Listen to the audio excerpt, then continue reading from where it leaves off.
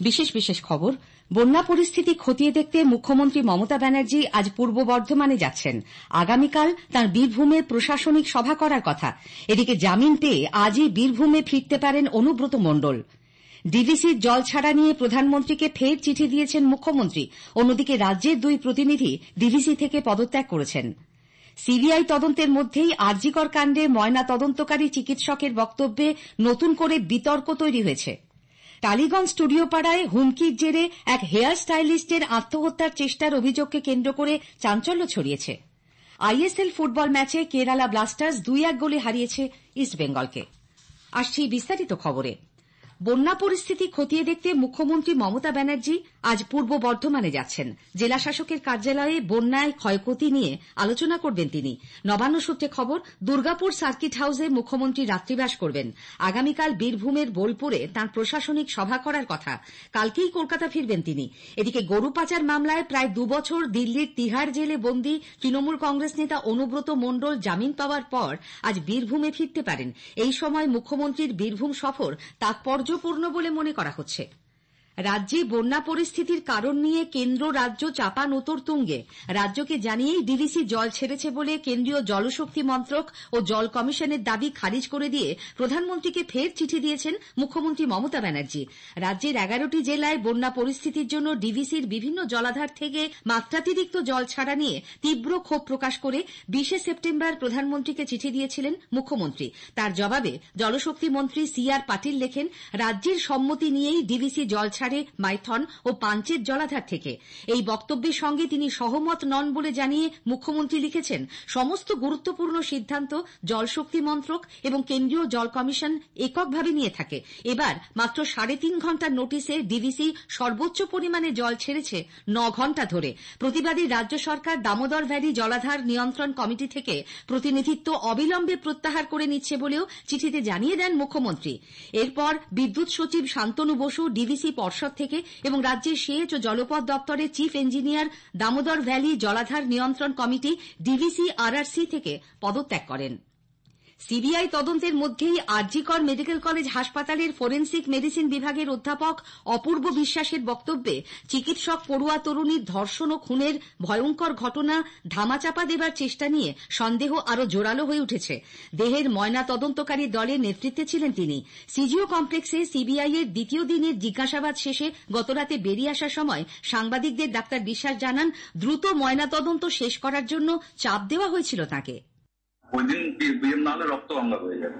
Councillor বলে একজন কেউ ছিলেন, নাম বলতে পারবো না, রিলেটিভ একজন, নট ব্লাড রিলেটেড, মেবি বাইরে। গতকাল প্রায় 6.5 ঘন্টা তাঁকে জিজ্ঞাসাবাদ করে সিবিআই।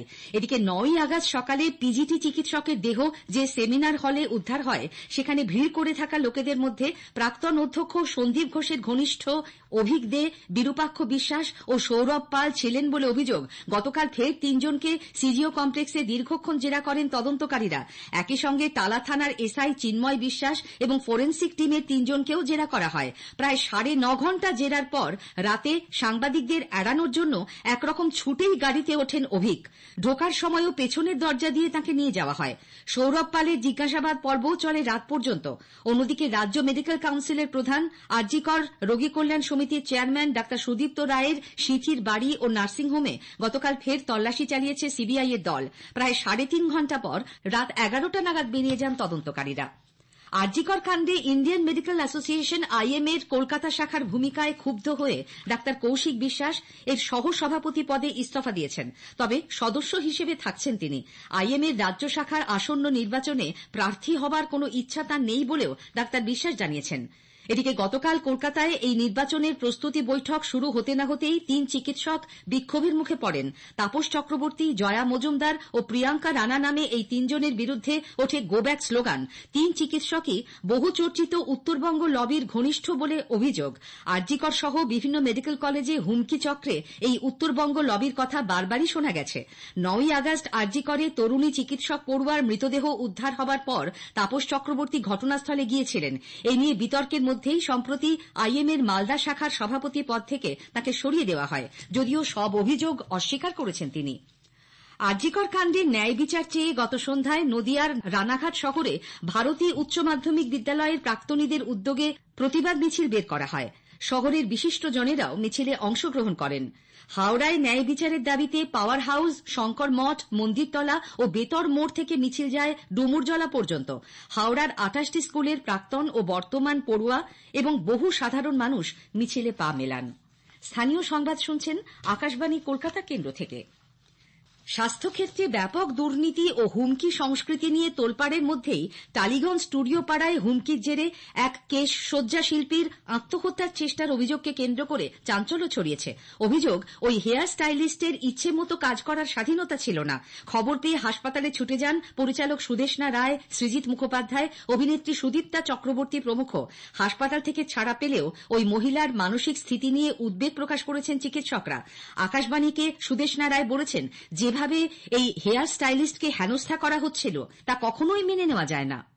গত 5 মাস ধরে তার উপরে যে মানসিক চাপ তাঁর গিল্ড বা ইউনিয়ন সৃষ্টি করেছিলেন, তার ফলে কর্মক্ষেত্রে অনেক ক্ষতি হয়েছে এবং সেই ক্ষতি তিনি আর পূরণ করতে পারছিলেন না এবং সেই ক্ষতিকে মেনে নিতে পারছিলেন না। গতকাল রাতেই ওর মেয়ে এফআইআর এর জন্য দরখাস্ত করেছিল হরিদেবপুর থানায় এবং ওর মেয়ে বলেছে ওর মা যে ইউনিয়নের সদস্য ছিলেন সেই ইউনিয়নের যে কমিটি মেম্বার 11 জন, তাদের বিরুদ্ধে মানসিক চাপ ও আত্মহত্যার প্ররোচনার এই এফআইআর। অন্যদিকে federation of senate technicians and workers of eastern India সভাপতি স্বরূপ বিশ্বাস আকাশবাণীকে জানান, হেয়ার ড্রেসার গিল্ডের কাছে খোঁজ নিয়ে তিনি জেনেছেন আত্মহত্যা করতে যাওয়া ওই কর্মীকে কাজে যোগ দিতে কেউই বাধা দেয়নি। বিজেপি এই ঘটনায় জড়িতদের শাস্তির দাবি জানিয়েছে। দলের সাংস্কৃতিক সেলের আহ্বায়ক রুদ্রনীল ঘোষ গতকাল কলকাতায় সাংবাদিকদের কাছে অভিযোগ করেন, টলিউডে এক স্বৈরতান্ত্রিক পরিবেশ তৈরি হয়েছে। মুখ্যমন্ত্রীর স্নেহধন্য কিছু মানুষের জন্য যোগ্য শিল্পী ও কলাকুশলীরা কাজ পান না। প্রতিবাদ করলে অন্যায়ভাবে তাদের সাসপেন্ড করা হয়। আকাশবাণী ভবনের অদূরে গতরাতে গাড়ির ধাক্কায় এক পথচারী গুরুতর জখম হন। আশঙ্কাজনক অবস্থায় তাকে এসএসকেএম হাসপাতালে ভর্তি করা হয়েছে। পুলিশ সূত্রে জানা গেছে, রাস্তা পার হবার সময় দুরন্ত গতিতে আসা গাড়িটি তাকে ধাক্কা মেরে পালিয়ে যায়। আহত পথচারীর বয়স 30 থেকে 35-এর মধ্যে। তিনি পূর্ব মেদিনীপুরের বাসিন্দা বলে জানা গেছে। গাড়িটির খোঁজে তল্লাশি চালাচ্ছে পুলিশ। মা ফ্লাইওভারে ফের চীনা মাঞ্জা সুতোয় গুরুতর জখম হলেন এক বাইক আরোহী। শাহনওয়াজ আলী নামে বিধাননগর পুলিশের ওই এএসআই বাইক থেকে ছিটকে পড়েন। রক্তাক্ত অবস্থায় তাকে চিত্তরঞ্জন হাসপাতালে নিয়ে যাওয়া হয়। এর আগেও বারবার মা ফ্লাইওভারে নিষিদ্ধ চীনা মাঞ্জা সুতোয় দুর্ঘটনার কবলে পড়েছেন একাধিক ব্যক্তি। পশ্চিমবঙ্গ ছাত্র সমাজের ডাকা নবান্ন অভিযানে বিক্ষোভকারীদের ছোড়া ইটে চোখে মারাত্মক আঘাত পাওয়া ট্রাফিক সার্জেন্ট দেবাশিস চক্রবর্তীকে দেখতে গতকাল হাওড়ার বাউরিয়ায় তাঁর বাড়িতে যান কলকাতা পুলিশের নতুন কমিশনার মনোজ ভার্মা। সঙ্গে ছিলেন হাওড়া গ্রামীণের পুলিশ সুপার স্বাতী ভাঙালিয়া। বেরিয়ে আসার পর মনোজ ভার্মা জানান, দেবাশিস এখন অনেকটাই সুস্থ। চোখে ইনজারি আছে, রিকভারি হচ্ছে, একটু টাইম লাগবে, বাট রিকভারি ইজ গুড। কোচবিহারের তুফানগঞ্জে তৃণমূল কংগ্রেসের পার্টি অফিসে আগুন ধরানোর অভিযোগ উঠেছে বিজেপির বিরুদ্ধে। তুফানগঞ্জ 2 নম্বর ব্লকের 12 কোদালি 1 নম্বর গ্রাম পঞ্চায়েতের বন্দের কুঠি এলাকায় রাতের অন্ধকারে তৃণমূল কংগ্রেসের দলীয় কার্যালয়ে আগুন ধরিয়ে দেওয়া হয় বলে অভিযোগ। এই অভিযোগ ভিত্তিহীন বলে দাবি করেছে বিজেপি। রাজ্যে কংগ্রেস দলের সংগঠনকে মজবুত করাই তাঁর প্রধান লক্ষ্য বলে নবনিযুক্ত প্রদেশ কংগ্রেস সভাপতি শুভঙ্কর সরকার জানিয়েছেন। কলকাতায় প্রদেশ কংগ্রেসের কার্যালয় বিধান ভবনে গতকাল এক সাংবাদিক বৈঠকে শ্রী সরকার বলেন, সবাইকে নিয়ে দলের কর্মপন্থা স্থির করা হবে। এআইসিসি নেতৃত্ব তাকে পশ্চিমবঙ্গে কংগ্রেসকে শক্তিশালী করার কথা বলেছেন। সংঘবদ্ধভাবে দলকে এগিয়ে নিয়ে যাওয়ার কাজ চলবে। আরজিকর কাণ্ডের প্রতিবাদে যেভাবে চিকিৎসকদের পাশাপাশি সর্বস্তরের মানুষ এগিয়ে এসেছেন তা প্রতিবাদের এক অনন্য নজির বলে মনে করেন তিনি।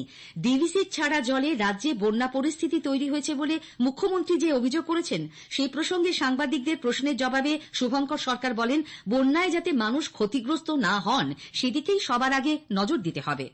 বন্যায় যাতে মানুষ ডুবে না যায়, সর্বস্ব ফুরিয়ে না পড়ে এবং সঠিকভাবে বন্যা নিয়ন্ত্রণের ক্ষেত্রে রাজ্য এবং কেন্দ্র মিলে সিদ্ধান্ত যা গ্রহণ করার তা যেন গ্রহণ করে। আমি কেন্দ্রের দোষ দিলাম, কেন্দ্র রাজ্যের দোষ দিল, ডিভিসি বললো আমার জল ছাড়তে হবে, তাহলে আমার জলাধার ভেঙে যাবে। দীর্ঘদিন ধরে এই প্র্যাকটিস আমরা শুনে আসছি। একটাই আবেদন, যারা ক্ষতিগ্রস্ত হয়েছেন তাদের যাতে সরকারি সাহায্য করতে পারে, যারা ক্ষমতায় আছেন সেই প্রশাসন সেই সরকারকে এর ব্যবস্থা করতে হবে। কোচির জওহরলাল নেহরু স্টেডিয়ামে গত সন্ধ্যায় আইএসএল ফুটবলের ম্যাচে কেরালা ব্লাস্টার্স 2-1 গোলে ইস্টবেঙ্গলকে হারিয়ে দিয়েছে। খেলার প্রথমার্ধ ছিল গোলশূন্য। ম্যাচের 59 মিনিটে ইস্টবেঙ্গলকে এগিয়ে দেন পিভি বিষ্ণু। 63 মিনিটে কেরালার হয়ে গোল শোধ করেন নোয়া সাদাও। 88 মিনিটে জয়সূচক গোলটি আসে কামে পেপরার পা থেকে। শেষ করার আগে স্থানীয় সংবাদের বিশেষ